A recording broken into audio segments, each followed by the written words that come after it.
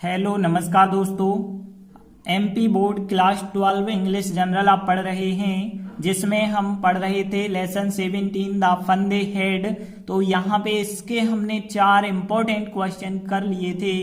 आगे आप बचे हुए और जो इंपॉर्टेंट क्वेश्चन हैं उनको समझेंगे। तो देखिए पांचवा क्वेश्चन, क्योंकि 4 तक हमने कर लिए थे, पांचवा क्वेश्चन क्या है देखिए। व्हाट वाज रॉन्ग, रॉन्ग मतलब गड़बड़ी होता है, खराबी होता है। क्या खराबी थी विथ मार्गीज टीचर, जो मार्गी का टीचर था, जिसे हमने बताया था मार्गी का मैकेनिकल टीचर जो था, उसमें क्या खराबी हो गई थी। तो देखिए हमने आपको इस कहानी में बता दिया था कि मार्गी का जो यांत्रिक शिक्षक था, मैकेनिकल टीचर था, उसमें एक खराबी ये आ गई थी कि उसका जो भूगोल विषय था, मतलब भूगोल सेक्टर था, वो ज्यादा तेज चलने लगा था। तो देखिए क्या आंसर बताया गया, मार्गी के शिक्षक का भूगोल सेक्टर का थोड़ी ज्यादा तेज गेयर लग गया था। गेयर लग गया था मतलब गतिशील हो गया था।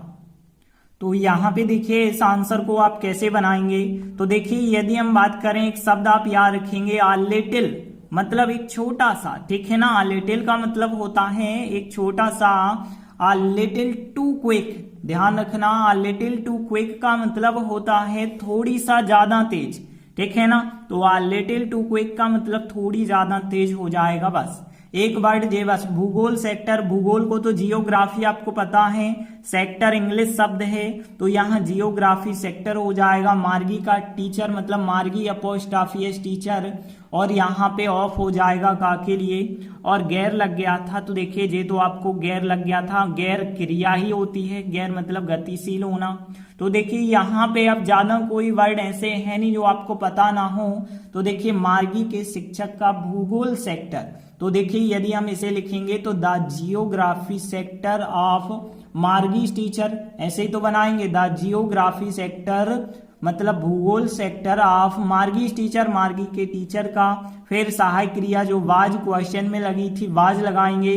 और लग गया था यदि हम देखें तो देखिए गैर्ड मतलब होता है लग गया था, तो यहाँ पे गैर्ड आप लिखेंगे, लग गया था। फिर आ लिटिल टू क्विक मतलब थोड़ी ज्यादा तेज। तो देखिए the geography sector of Margie's teacher was गैर्ड मतलब गैर लग गया था, थोड़ी ज्यादा तेज मतलब आ लिटिल टू क्विक हो जाएगा।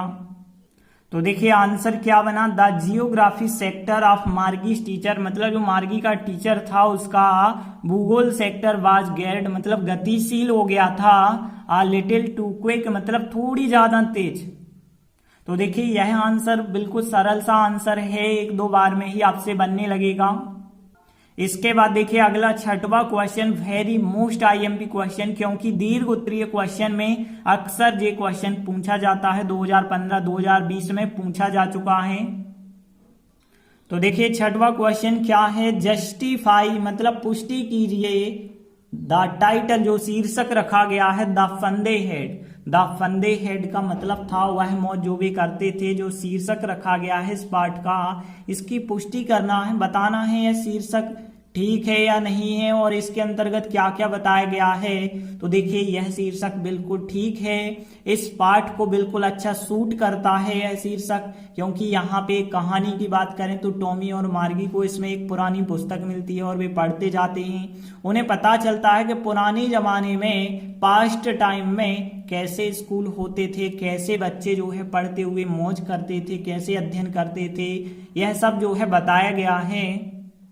लेकिन साथ ही साथ इस स्टोरी में यह भी बताया गया कि भविष्य में कैसे मैकेनिकल टीचर के द्वारा शिक्षा मिलने लगेगी, मतलब भविष्य की शिक्षा को भी इसके अंतर्गत दर्शाया गया है। तो देखिए आंसर क्या बताया गया है कि शीर्षक जो रखा गया है वो लेख को मतलब इस आर्टिकल को, इस कहानी को भी हम कह सकते हैं पूर्णतः सूट करता है, बिल्कुल सही जचता है। कहानी क्या है, टॉमी और मार्गी को एक पुरानी पुस्तक मिलती है और वे सीखते हैं, पढ़ते हैं कि किस प्रकार स्कूल उनके समय से अतीत में मतलब पास्ट टाइम में भिन्न होते थे और उन स्कूलों में अध्ययन करते हुए बच्चे कितना मौज करते थे। और साथ ही साथ इस पूरे पाठ में भविष्य शिक्षा की एक झलक भी दर्शाई गई है। तो देखिए अब हम इन लाइनों का ट्रांसलेट कैसे करते हैं। तो देखिए लेख को कहा जाता है आर्टिकल, तो द आर्टिकल हो जाएगा मतलब यह कहानी या यह लेख जो है द आर्टिकल कहलाएगा। शीर्षक को हम क्या कहते हैं, द टाइटल कहते हैं। और पूर्णतः मतलब जैसे हमने पूर्णतः अच्छा के लिए क्वाइट वेल बताया, तो क्वाइट का मतलब होता है पूर्णतः, ठीक है। तो देखिए यहाँ पूर्णतः के लिए कौन सा शब्द हो जाएगा, क्वाइट हो जाएगा। तो क्वाइट का मतलब होता है पूर्णतः, क्वाइट वेल पढ़ा था पूर्णतः, ठीक। तो यहाँ पे क्वाइट सूट्स हो जाएगा, प्रेजेंट सिंपल है। तो द टाइटल मतलब जो टाइटल रखा गया है क्वाइट सूट्स, ठीक है ना, क्योंकि प्रेजेंट सिंपल है एस लगा देंगे। तो यहाँ पे देखिए सूट जो होता है मतलब बिल्कुल अच्छा जचना हम कह सकते हैं, सूट्स, ठीक है ना, बिल्कुल पूरी तरह से फिट बैठना भी हम कह सकते हैं। तो द टाइटल क्वाइट सूट्स मतलब पूर्णतः सूट करता है द आर्टिकल मतलब लेख को। कैसे करता है, अब आगे कहानी भी हमने बता दी कि टॉमी और मार्गी को, तो टॉमी एंड मार्गी हो जाएगा सब्जेक्ट, एक पुरानी पुस्तक। तो देखिए ओल्ड बुक, और यहाँ पे एक के लिए आर्टिकल आपको लगाना होगा an old book. An article क्यों, क्योंकि ओल्ड स्वर से उच्चारण आ रहा है, इस वजह से एन ओल्ड बुक एक पुरानी पुस्तक, फाइंड मतलब मिलती है। तो देखिए प्रेजेंट सिंपल है, टॉमी और मार्गी दो सब्जेक्ट हो गए, इस वजह से केवल फर्स्ट फॉर्म आएगा। तो टॉमी एंड मार्गी, टॉमी और मार्गी को फाइंड एन ओल्ड बुक एक पुरानी पुस्तक मिलती है। एंड और दे लर्न और वे सीखते हैं, एंड दे लर्न और वे सीखते हैं। तो टॉमी एंड मार्गी को फाइंड एन ओल्ड बुक एक पुरानी पुस्तक मिलती है, एंड दे लर्न और वे सीखते हैं। अब क्या सीखते हैं, आगे बताया गया कि किस प्रकार से स्कूल मतलब हाउ स्कूल्स, किस प्रकार के स्कूल उनके समय से अतीत में मतलब पास्ट में, और क्या होते थे, डिफरेंट होता है भिन्न के लिए, पास्ट मतलब अतीत में, और दियर टाइम, तो यहाँ पे हो गया दियर टाइम मतलब उनके समय में, उनके के लिए दियर क्यों लिखा गया, क्योंकि टॉमी और मार्गी दो व्यक्ति हो गए, तो दे कैटेगरी हो गई, तो दे का दियर होता है ना, तो दियर टाइम हो गया उनके समय, फ्रॉम हो गया, और यहाँ पे पास्ट हो गया, इन हो गया, डिफरेंट हो गया। तो यहाँ पे हम कह सकते हैं कि हाउ स्कूल्स किस प्रकार के स्कूल भिन्न थे, मतलब पास्ट है, सामान्य सा पास्ट है, तो वाज वेयर में से वेयर क्यों लगाई वेयर, क्योंकि हाउ स्कूल्स मतलब किस प्रकार के, बहुवचन स्कूल लिखा है, तो ध्यान देना हाउ स्कूल्स वेयर डिफरेंट मतलब भिन्न होते थे, इन द पास्ट मतलब अतीत में, in the past from their time उनके समय से जो पास्ट था। तो यहाँ पे how schools were different in the past from their time. इसके बाद देखिए एंड और उन स्कूलों में मतलब उनके लिए जो शब्द होता है दोज होता है, तो दोज स्कूल्स उन स्कूलों में, इन मतलब में, या स्टडीइंग मतलब अध्ययन करते हुए, चिल्ड्रन मतलब बच्चे, कितना मौज, तो कितना के लिए जो शब्द होता है वो आपको पता होगा हाउ मच मतलब कितना, और मौज करते थे, तो देखिए मौज करते थे। तो यहाँ पे देखिए मौज के लिए क्या लिखा गया है, फन, पाठ के नाम में ही है फन, और करते थे, तो करते थे के लिए हेड क्वेश्चन में लिखा गया है कि द फन दे हेड मतलब वह मौज जो वे दे हेड मतलब वो करते थे, तो हेड यहाँ करते थे, फन हो जाएगा मौज के लिए। तो देखिए यहाँ पे यदि हम देखें कितना मौज, हाउ मच फन हो जाएगा, तो हाउ मच फन, और यहाँ पे चिल्ड्रन होगा, या स्टडीइंग अध्ययन करते हुए, इन दो स्कूल्स मतलब उन स्कूलों में। तो यहाँ पे देखिए कैसे बनाएंगे आप एंड और यहाँ पे कहेंगे आप हाउ मच फन कितना मौज, द चिल्ड्रन बच्चे, या स्टडीइंग अध्ययन करते हुए, इन दोज स्कूल उन स्कूलों में, फिर आएगा बाद में करते थे मतलब हेड आ जाएगा करते थे।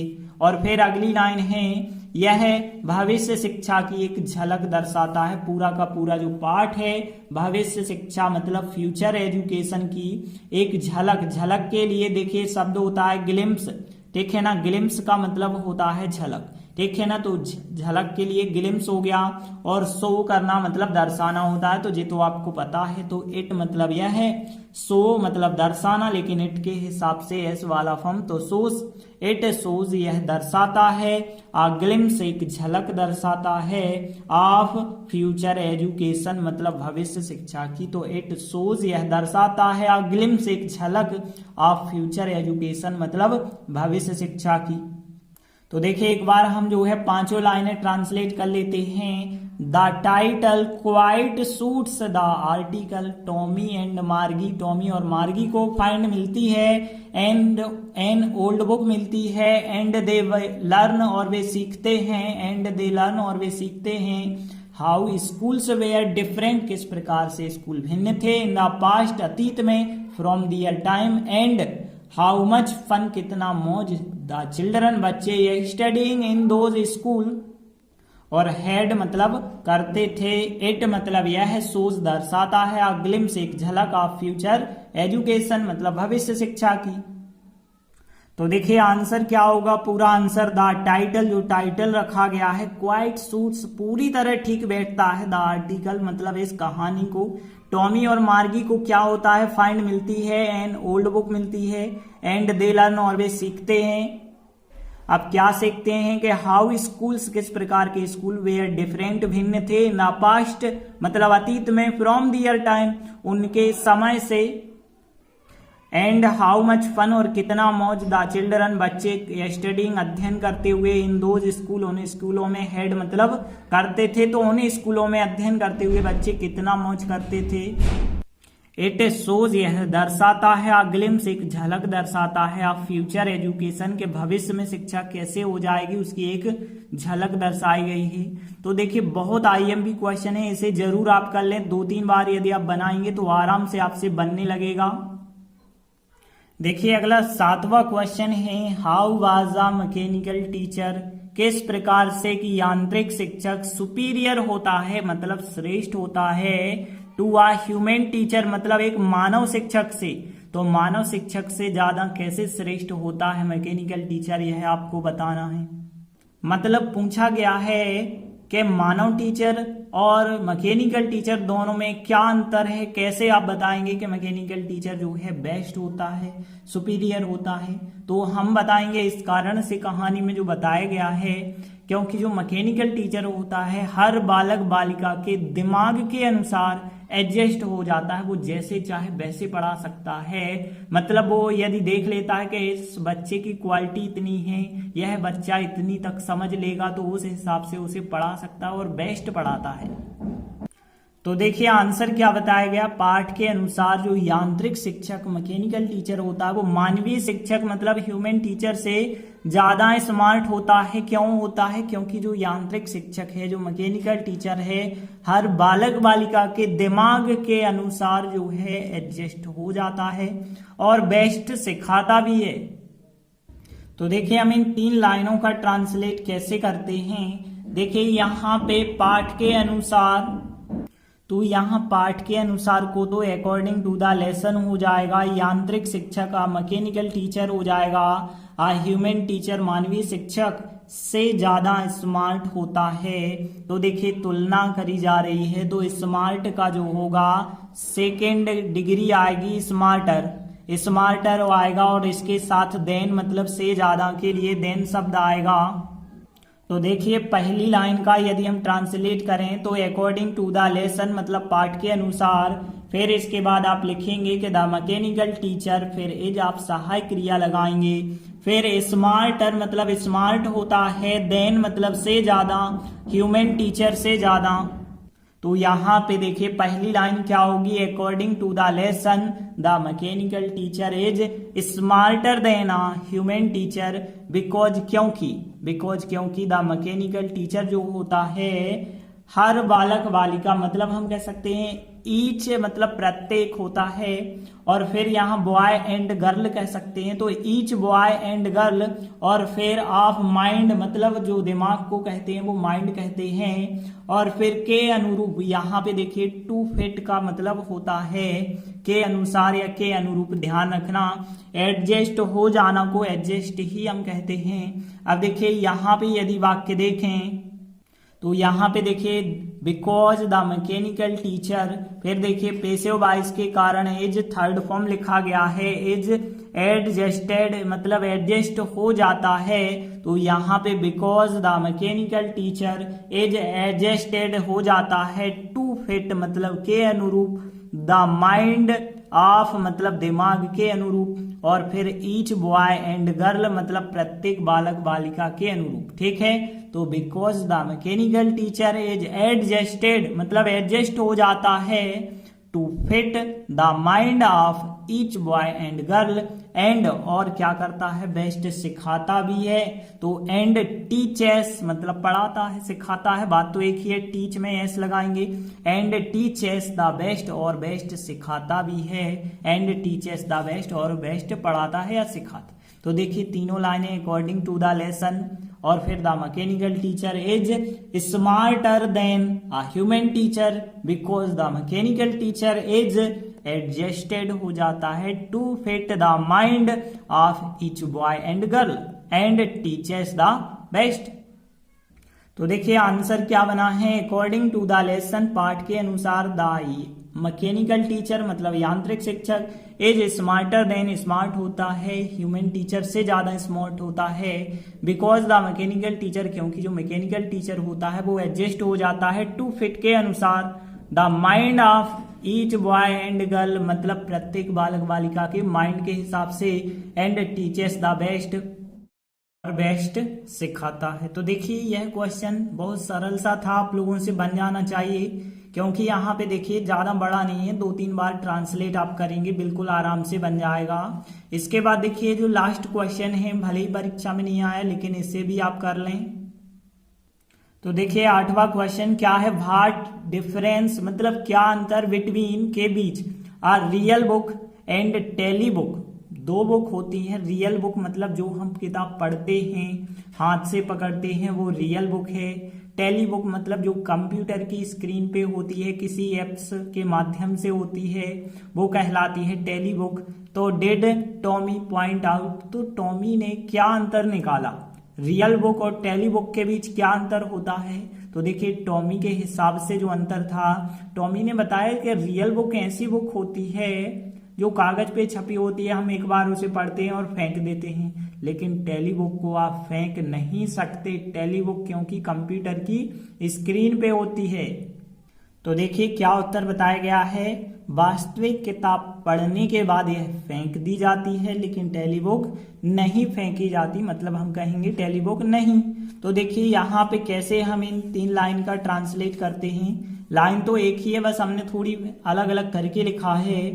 तो रियल बुक मतलब वास्तविक किताब के लिए रियल बुक, और आफ्टर के बाद आफ्टर रीडिंग पढ़ने के बाद, तो यहाँ पे हो गया आफ्टर रीडिंग आ रियल बुक, एक रियल बुक पढ़ने के बाद यह फेंक दी जाती है, मतलब जो रियल बुक होती है से फेंक दिया जाता है। तो यहाँ पे देखिए फेंक देना के लिए यदि हम देखें तो थ्रो अवे होता है फेंक देना, थ्रो अवे फेंक देना, और इसका थर्ड फॉर्म होता है थ्रोन अवे। तो यहाँ पे पैसिव वॉइस में यह फेंक दी जाती है, क्योंकि फेंकने का काम कौन करता है इसके बारे में हम नहीं बता रहे। तो इट इज थ्रोन अवे, यह फेंक दी जाती है, बट लेकिन जो टेली बुक्स होती हैं उन्हें हम ऐसा नहीं कर सकते।